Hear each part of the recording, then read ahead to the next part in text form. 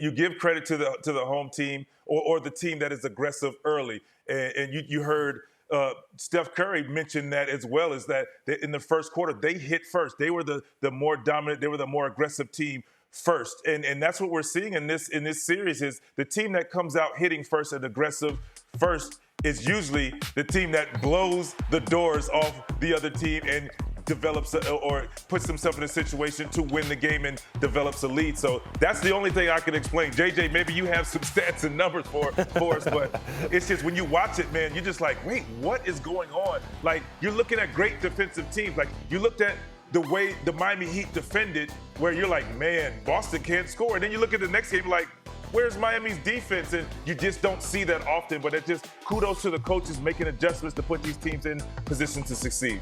But see, I buy this in maybe the first round of the playoffs, something like that. The Eastern Conference Finals. This is the best of the best. Yeah. And it almost feels like, JJ, once one team jumps out to a big lead, the other team just falters. And I don't think we're used to seeing that at this late. Well, in Game 3, Miami jumped out to that big lead in the first half, and Boston was able to come back and cut it to one there in the fourth quarter. I don't know how to explain this, Vince. I really don't. You know, when I think about this series, though, these teams in some ways, they're a little bit of a mirror image to each other because they're both elite half-court defenses. They both struggle at times to score in the half-court offensively. And I look at the game-to-game adjustments that they have made as this series gone on, and a lot of that is a credit to Udoka and Spoelstra.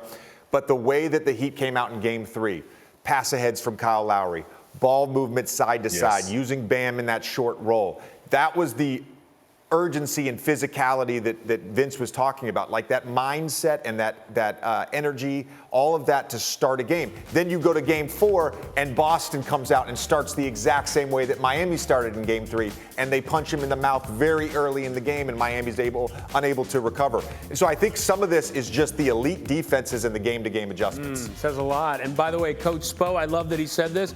He said at one point after the Game 4 in press conference, what they did to us, we can do to them. So it'll be interesting to see what happens in Game 5. And by the way, speaking of extremes, it's been a series of extremes for Jayson Tatum. Check this out, 29 points per game in their wins, 19 points per game, and 13 turnovers in their 2 losses.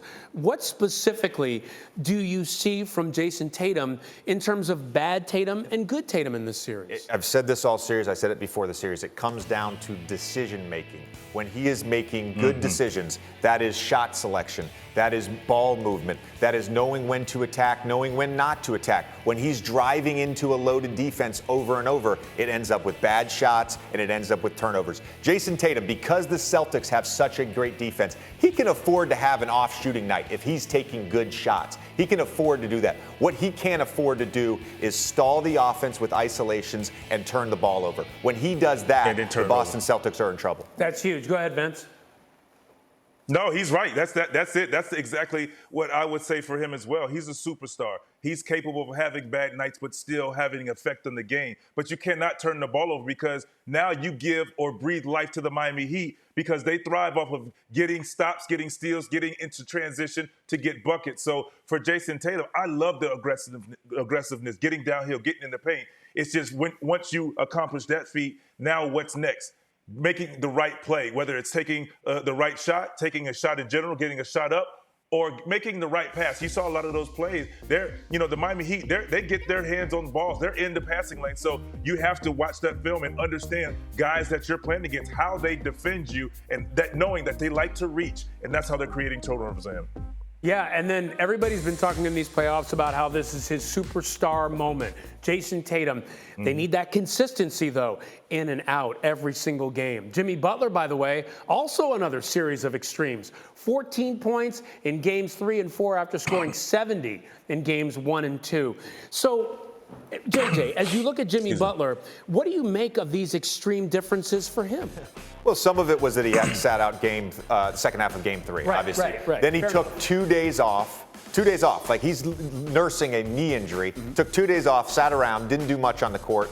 and then he plays against the Boston Celtics defense. But I would say this: there's a difference in Jimmy Butler when we talked about that aggressiveness that Vince mentioned earlier. When he's aggressive and using his physicality, he's at his best when he's using his body to get to the free throw line, to get to the basket. When he drives aggressively, that creates opportunities to play make for other people. He's got kind of a throwback game in a sense. He scores a lot at the rim, cuts, offensive rebounds, all that driving. He's not a guy who's going to line you up and necessarily shoot pull-ups all day long. That's not his game. So he's got to figure out a way to get to the rim over and over again. Okay, Vince, what do you need to see from him in Game 5? JJ just broke it down for you. That's what we need to see. He's not a guy, when you're injured, sometimes you say, I'm just going to settle for the jump shot because I can shoot it. Yeah, he's an okay three-point shooter, but that's not what he does. When Jimmy Butler is able to get to the paint, get into the paint, get to the free throw line, get to his jab step mid-range, all of those things, creating mismatch.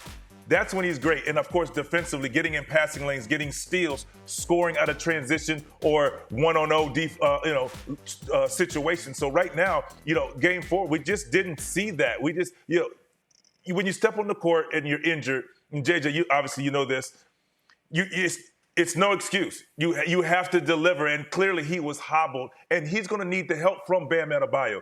He disappeared. No aggressiveness for him, and, they need him to play well when Jimmy Butler's on the floor. Oh, you bring up a great point, Vince. In Game 3, Bam took the most shots he's ever taken in any game in his career, and then he follows that up with a very passive game where he takes 5 shots. He's got to be better night to night. Like, if Miami wants to win this series and wants to win a championship, they need 20 and 10 Bam every single night. Like, there's no excuse. They can't create enough offense through Hero and Jimmy Butler. They need Bam to be that third scorer for them. Consistency, the name of the game. Hey, Jay, here, I just want to add one thing, Ryan. Go ahead. Yeah, real quick. He has to assist and create for other guys, too, because his ability to rebound, get out in transition, and make plays for everybody else opens things up as well. Thank you for watching ESPN on YouTube. For live streaming sports and premium content, subscribe to ESPN+.